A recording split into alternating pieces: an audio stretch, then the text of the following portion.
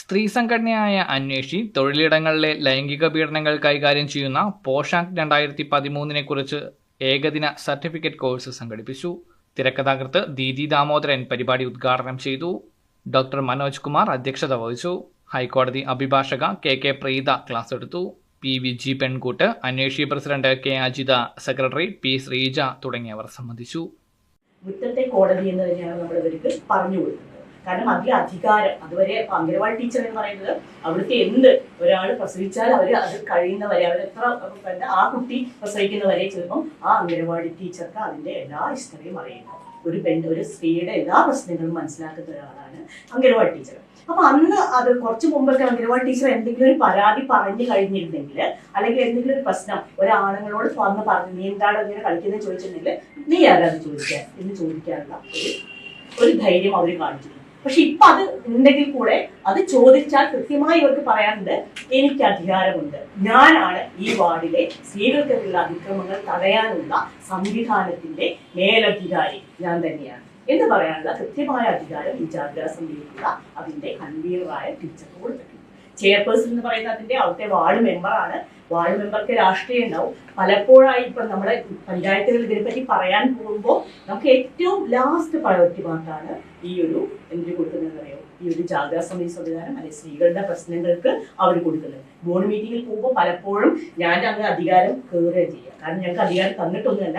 ഞാൻ പറയും ഞങ്ങൾക്ക് ഇങ്ങനെ പറയാനുള്ള ഒരു ഇത് തന്നിട്ടുണ്ട്, ഒരു ഓർഡർ വന്നിട്ടുണ്ട്. ഓർഡർ ചോദിച്ചിട്ട് കൂടി പോയതിനെ ഓർഡർ വന്നിട്ടുണ്ട്. പക്ഷെ അതുകൊണ്ടാണ് നമ്മൾ ഇതിന്റെ എല്ലാ പഞ്ചായത്തുകളും പറയാൻ നമ്മളോട് പറഞ്ഞിട്ടുണ്ട് എന്നൊക്കെ പറഞ്ഞുകൊണ്ടാണ് ചെയ്യുന്നത്. കാരണം രാഷ്ട്രീയക്കാർ എന്താ പറയാ പ്രബുദ്ധരായ ഒരു ഇടതുപക്ഷ സംഘടനയാണെങ്കിൽ കൂടെ അത് ഭരിക്കുന്ന പഞ്ചായത്ത് പോലും പലപ്പോഴും നമുക്കറിയാം അവിടെ ഒരു കേസ് വന്നിട്ടുണ്ടെങ്കിൽ അവരെ പാർട്ടിക്കാരാണ്, അവരെ ബന്ധുക്കളാണ്, അതങ്ങനെയെല്ലാം ഞങ്ങൾ പരിഹരിച്ചോളാം, അത് നിങ്ങൾ ഇടപെടണ്ട എന്നാണ് നമ്മളപ്പോൾ പലപ്പോഴും പറയാൻ. ഇതൊരു ഇന്നത്തെ കാലഘട്ടത്തിൽ അല്ലെങ്കിൽ ഇന്നത്തെ നമ്മുടെ കേരളത്തിന്റെ അവസ്ഥയിൽ ഏറ്റവും കൂടുതൽ ചർച്ച ചെയ്യപ്പെടുന്ന ഒരു നിയമമാണ് സ്ത്രീകൾക്ക് വേണ്ടിയിട്ടുള്ളൊരു നിയമം, പോഷ് ആക്ട്. തൊഴിലിടങ്ങളിലെ ലൈംഗിക പീഡനങ്ങൾക്കെതിരായിട്ടുള്ള നിയമം. നമ്മളിത് എടുക്കാൻ കാരണം നിങ്ങൾക്കൊക്കെ അറിയുമെന്നറിയില്ല, കോഴിക്കോട്ടെ ജില്ലാ ലോക്കൽ കമ്മിറ്റി, പോഷ് ആക്ട് പ്രകാരമുള്ള ജില്ലാ ലോക്കൽ കമ്മിറ്റിയുടെ ചെയർപേഴ്സണാണ് ഞാൻ. നിങ്ങൾക്ക് എത്ര പേർക്കറിയാം? എത്ര പേർക്കറിയാം ഈ കാര്യം? നിങ്ങൾക്കറിയാം അല്ലേ? ഓ, താങ്ക് യു, ഒരാളെങ്കിലും അറിഞ്ഞല്ലേ. ഇതറിയാൻ അതായത് 2 കൊല്ലത്തിലും മേലെയായി ഞാൻ ആ കമ്മിറ്റിയിൽ വർക്ക് ചെയ്യുന്നു. കുറച്ച് ആദ്യഘട്ടത്തിൽ നല്ല രീതിയിലൊക്കെ വർക്ക് ചെയ്തു.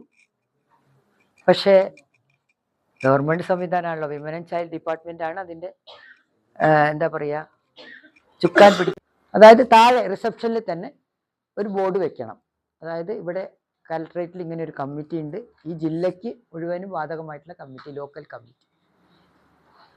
പോഷ് ആക്ട് പ്രകാരമുള്ള ഈ ലോക്കൽ കമ്മിറ്റിയിൽ പരാതികൾ നൽകാം എന്ന് പറഞ്ഞിട്ട് ഒരു ബോർഡ് വെക്കണം.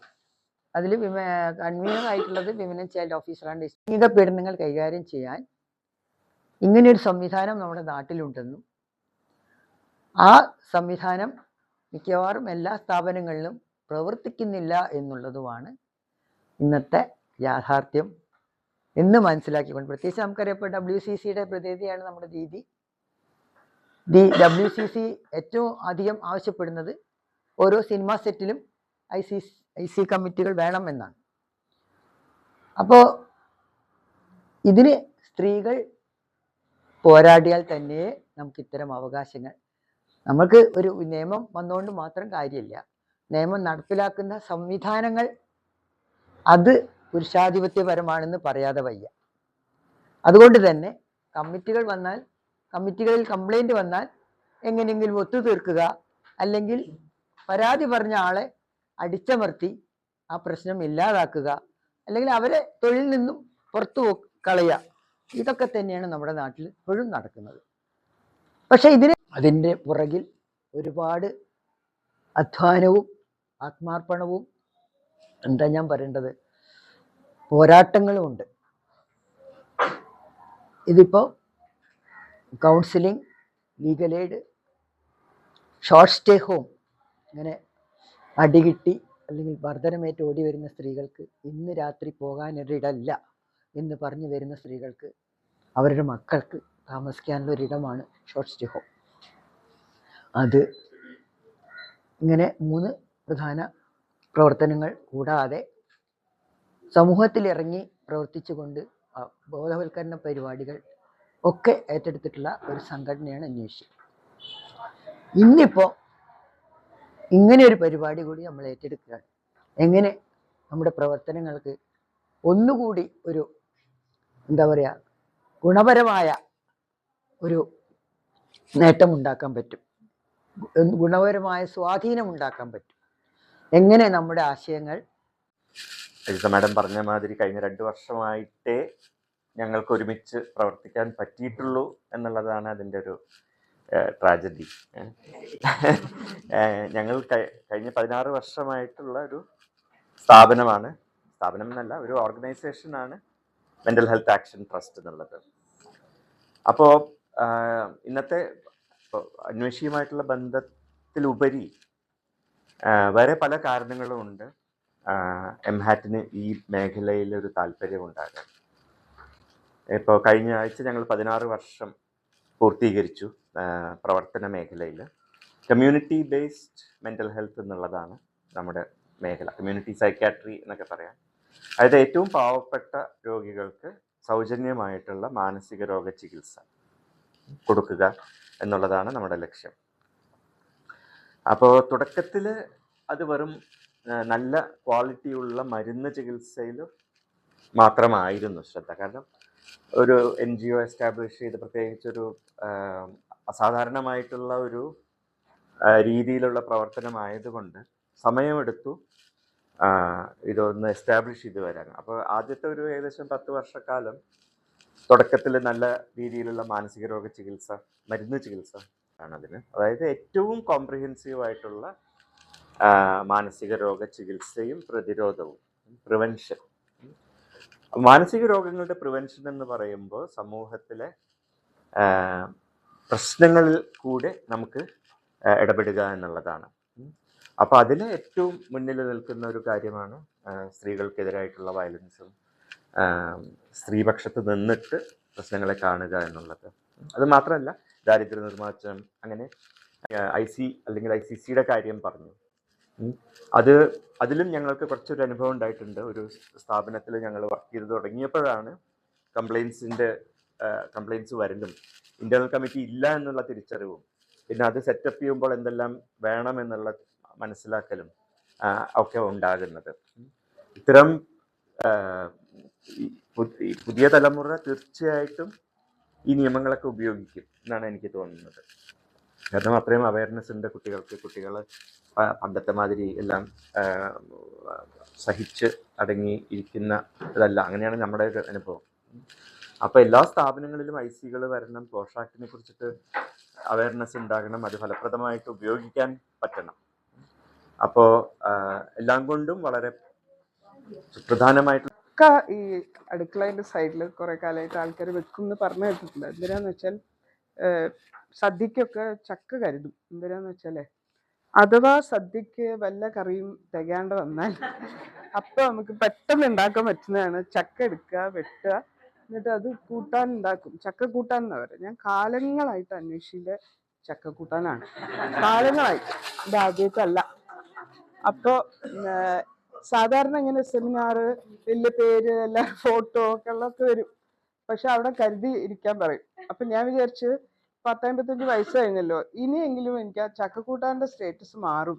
എനിക്ക് എന്നെ വിളിക്കുമ്പം ഞാൻ എന്തോ ഒരാളാന്നുള്ള മട്ടിലൊക്കെ അതിനെ എന്നെ വിളിച്ചാ ചേച്ചി വിളിച്ചിട്ട് പറഞ്ഞു, നീ തന്നെ വേണം അത് എന്നൊക്കെ പറഞ്ഞ് അങ്ങനെയൊക്കെ പറഞ്ഞിട്ട്. അപ്പോൾ നമ്മൾ വളരെ സന്തോഷമായി. നമ്മൾ ചെയ്ത പണിയൊക്കെ നല്ലതാണ്. നമ്മൾ അതിനെ ഏറ്റവും കൃത്യമായിട്ട് തന്നെ മനസ്സിലാക്കേണ്ടതുണ്ട്. ആ നിലയ്ക്ക് നിങ്ങൾ സേഫുമാണ്, നിങ്ങൾ റൈറ്റ് ഹാൻഡ്സിലാണ്. പക്ഷേ ഈ ഫൈറ്റ് എന്ന് പറയുന്നത് ആക്ച്വലി ഇത് പുറത്ത് മാത്രമല്ല, അതിപ്പം WCCൻ്റെ ജേർണിയിൽ നമുക്ക് അറിയുന്നതാണ്.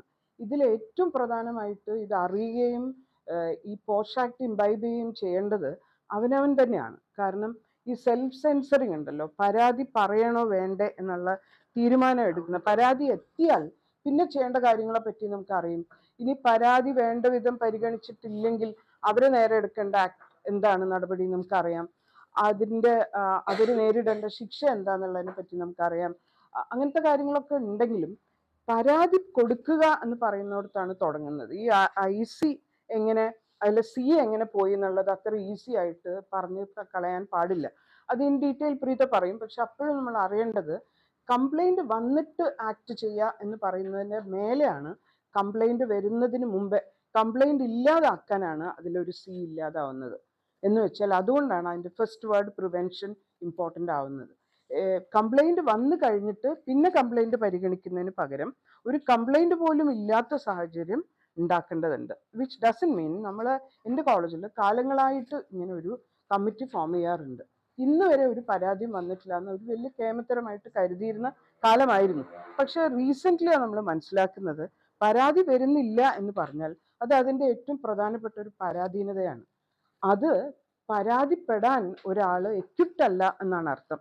ഇതുവരെ ഒരു പരാതി പോലും വന്നിട്ടില്ല എന്ന് നമ്മൾ വലിയ കാര്യമായിട്ട് ഞാനൊക്കെ അങ്ങനെ വിചാരിച്ചിരുന്നു. ഞങ്ങൾക്ക് എല്ലാ കൊല്ലവും ഉണ്ടാക്കാറുണ്ട്, പക്ഷെ പരാതിയൊന്നും കിട്ടാറില്ല.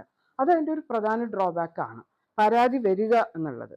പരാതി ഇല്ലാതെ ആക്ട് പുറത്ത് നടക്കേണ്ട ഒരു കാര്യമല്ല. അത് it should start from within.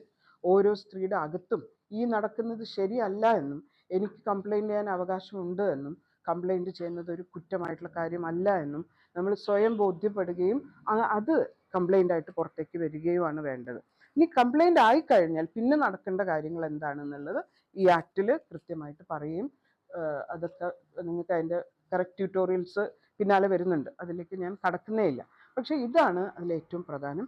ഈ സംരംഭം തുടക്കം ആണ് എന്ന് പറയുകയാണെങ്കിലും അത് ഉദ്ഘാടനം ചെയ്യാൻ സാധിച്ചതിൽ വിധി പ്രകാരം അവസാനം എൻ്റെ കയ്യിൽ തന്നെ വന്ന് പെട്ടതിലും ഒക്കെ അതിയായിട്ടുള്ള സന്തോഷമുണ്ട്. അതിനെ ഏറ്റവും ആത്മാർത്ഥമായിട്ടും ഏറ്റവും സന്തോഷത്തോടെയും ഉദ്ഘാടനം ചെയ്തതായിട്ട് പ്രഖ്യാപിക്കും.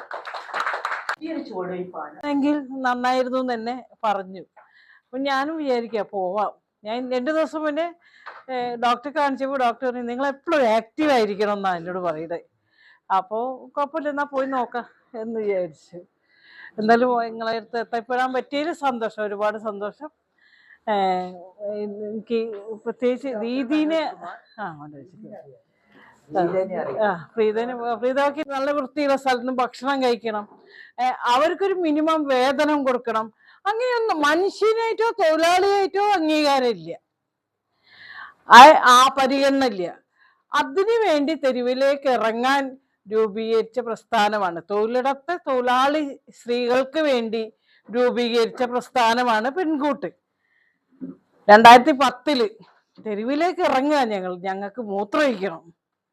രാവിലെ 9:30 മണിക്ക് വെള്ളം കുടിച്ചിട്ട് രാത്രി ഒരു 7 മണി 7:30 സ്ഥാപനത്തിന് പോരുക. വെള്ളം കുടിക്കൂല, വെള്ളം കുടിച്ചാൽ മൂത്രമൊഴിക്കണം. അതുകൊണ്ട് നമ്മളിങ്ങനെ അഡ്ജസ്റ്റ് ചെയ്യുക. നമ്മൾ മനുഷ്യനല്ലേ, ഇതെല്ലാം നമ്മൾ സഹിച്ചോളാം. അപ്പൊ നമ്മളെ മനുഷ്യനായിട്ട് പരിഗണിക്കൂ, തൊഴിലാളിയെ അംഗീകരിക്കൂ എന്ന് ഉറക്കെ വിളിച്ചു പറഞ്ഞ് തെരുവിലേക്ക് ഇറങ്ങി പെൺകൂട്ട് എന്ന സംഘടനയ്ക്ക് രൂപം കൊടുക്കേണ്ടി വരിക തൊഴിലിടത്തെ സ്ത്രീകൾക്ക് വേണ്ടി. സ്ത്രീകൾ മനുഷ്യരാണ്, തൊഴിലാളികളാണ്. ആ തരത്തിൽ എല്ലാ അവകാശങ്ങളും ഇവിടെ ഉണ്ട്, കേരളത്തിലുണ്ട്. പക്ഷെ ഒന്നും തന്നെ ഞങ്ങൾക്ക് അനുഭവിക്കാൻ പറ്റില്ല. നിങ്ങൾ പെണ്ണല്ലേ, അല്ലെ നിങ്ങൾ സ്ത്രീയല്ലേ, നിങ്ങൾക്ക് ഇപ്പോൾ ഇതൊക്കെ എന്തിനാ എന്ന രീതിയിലാണ് ഞങ്ങളോട് ഡീൽ ചെയ്യുന്നത്. പിന്നെ ഞങ്ങൾ തെരുവിലേക്ക് ഇറങ്ങുക, ഞങ്ങളെ ഈ തരത്തിൽ മനുഷ്യനായി പരിഗണിക്കൂ എന്ന് പറഞ്ഞിട്ട്. അങ്ങനെയാണ് പെൺകൂട്ട് രൂപീകരിക്കുന്നത്, തൊഴിലിടത്തെ സ്ത്രീകൾക്ക് വേണ്ടിയാണ്. പിന്നെ യൂണിയൻ രൂപീകരിക്കുന്നതും, യൂണിയൻ ഉണ്ടെങ്കിലേ തൊഴിലെടുത്ത പ്രശ്നങ്ങൾക്ക് നമുക്ക് അവകാശത്തിന് വേണ്ടി പോരാടാൻ പറ്റുള്ളൂ. ഇവിടുത്തെ സർക്കാർ സ്ഥാപനം ലേബർ ഓഫീസിലൊക്കെ ഞങ്ങൾക്ക് ഒരു പരാതി കൊടുക്കണമെങ്കിൽ പെൺകൂട്ടിന്റെ പേരിൽ കൊടുക്കാൻ പറ്റില്ല, അത് യൂണിയന്റെ പേരിലേക്ക് കൊടുക്കാൻ പറ്റുള്ളൂ. നിവൃത്തിയില്ലാണ്ട് യൂണിയൻ രൂപീകരിച്ചതാണ്. ഏതായാലും സിനിമാ മേഖലയിലൊക്കെ ആണെങ്കിലും ഞങ്ങളും ഒരു സിനിമ ചെറുതായി ചെയ്തിട്ടുണ്ട്. അതിൽ തന്നെ ഞങ്ങൾക്ക് അറിയാം എന്താണ് ഈ സിനിമാ മേഖല. ഞങ്ങൾ എന്തുകൊണ്ട് നിങ്ങളിങ്ങനെ ഞങ്ങളോട് പെരുമാറുന്നത് എന്ന് ഈ പ്രൊഡ്യൂസർമാരോടും സംവിധായകരോടൊക്കെ ഞങ്ങൾ ചോദിക്കുക. നിങ്ങൾ എന്താ ഇങ്ങനെ പെരുമാറുന്നത്, പറ്റൂല എന്നങ്ങോട്ട് തീരുമാനിക്കുക. ആ തരത്തിൽ നമ്മളെ കണ്ണിൽ കാണുന്ന ഒക്കെ സ്ത്രീ എന്ന രീതിയിൽ നമ്മളെ ആക്രമിക്കാനും അടിച്ചമർത്താനും വന്നാൽ പോരാടണം. പറയേണ്ടത് പറയേണ്ട സമയത്ത് പറയണം. ഇന്നിപ്പം ഞാൻ ഇവിടെ എത്തിയത് ആ തരത്തിൽ പറഞ്ഞു തന്നെയാണ് ഇവിടെ എത്തിയത്. ഓക്കെ, എല്ലാവിധ ആശംസകളും. ഉണ്ടായത് എനിക്ക് മുൻപേ ബ്ലൗസ് ഇട്ട അമ്മച്ചിമാരും മടലിന് അടി മേടിച്ചത് കൊണ്ടാണ് എനിക്ക് ഇതിൽ ഡ്രസ് ഇട്ട് നടക്കാൻ പറ്റുന്നത്. ഇപ്പൊ അത് അന്നത്തെ ഒരു സാമൂഹിക സാഹചര്യമാണ്. എനിക്കിപ്പം ഡ്രസ്സ് വേണ്ട, എനിക്ക് ഇഷ്ടമുള്ള ഡ്രസ്സ് മതി, എനിക്ക് സ്ലീവ്ലെസ് ഇടണം, അല്ലെങ്കിൽ ഇത്രയുള്ള എന്തെന്നാ എൻ്റെ പേരെന്തല്ലോ ക്രോപ്പ് ടോപ്പ് ഇടണം ഒക്കെ ആഗ്രഹിക്കുന്നത് അതും എന്റെ സ്വാതന്ത്ര്യമാണ്. എന്റെ ബോഡി എന്റെ അധികാരം എന്ന് പറഞ്ഞാൽ അത് വേറൊരു സാമൂഹിക പരിശ്രമമാണ്. അപ്പൊ ഈ രണ്ട് സാഹചര്യത്തിൽ വരുമ്പോഴേക്കും ഇങ്ങനെ ധാരാളം നിരന്തരമായ പരിശ്രമങ്ങളുടെ ഫലമായിട്ടാണ് സ്ത്രീകൾക്ക് അനുകൂലമായിട്ടൊരു നിയമം ഉണ്ടാകുന്നത്. ആ നിയമം ഉണ്ടാകുമ്പോൾ അതിലൊരു സ്ത്രീ പരാതി കൊടുക്കുന്നതിൽ കളവായ പരാതിയാണെങ്കിൽ അവർക്കെതിരെ നടപടി എടുക്കാം എന്ന് പറയുന്നത് അംഗീകരിക്കാനാവില്ലെന്നാൽ ആ നിയമത്തിലുണ്ട്. പറയുന്നുണ്ട് അവളുടെ നടപ്പ് കണ്ടാലേ വേഷം കണ്ടാലേ ആരെങ്കിലും ബലാത്സംഗം ചെയ്തു എന്ന് പറഞ്ഞിട്ടാണ് നടക്കുന്നത്. അപ്പൊ അവൾക്ക് അത് സംഭവിച്ചത് കുഴപ്പമില്ല. ഇങ്ങനെ സ്ത്രീകളെ കുറ്റപ്പെടുത്തുന്ന രീതിയിലുള്ള, സ്ത്രീകളെ മാത്രം കുറ്റപ്പെടുത്തുന്ന രീതിയിലുള്ള അതിക്രമങ്ങളാണ്, കുറ്റകൃത്യങ്ങളാണ് ലൈംഗിക അതിക്രമങ്ങൾ എന്ന് പറയുന്നത്. നമ്മളൊരാൾ ഇപ്പൊ എന്റെ മാല പൊട്ടിച്ചോണ്ട് ഓടിയാൽ ഞാൻ വീട്ടിൽ നിന്ന് പറഞ്ഞാൽ എന്റെ ഭർത്താവും ആങ്ങളും അമ്മാവും എല്ലാവരും കൂടി ചാടി വരും. ആരാണ് മാല പൊട്ടിച്ചപ്പോൾ തന്നെ പരാതി കൊടുക്കാമെന്ന്. കാരണം എന്നെ ഒരാൾ ബസ്സിൽ വെച്ച് തോന്നി എന്റെ കൈ കയറി പിടിച്ചു, എന്നെ നെഞ്ചിൽ പിടിച്ചു എന്ന് പറഞ്ഞാല് കൊടുക്കില്ല. രണ്ടാമതൊന്ന് ആലോചിച്ചിട്ട് പോലെ നാണക്കേടല്ലേ, മക്കള് രണ്ടുപേരും വളർന്നു വരുന്നത് പെൺകുട്ടികളല്ലേ, ഓരുടെ ഭാവി നമുക്ക് നോക്കേണ്ടത്.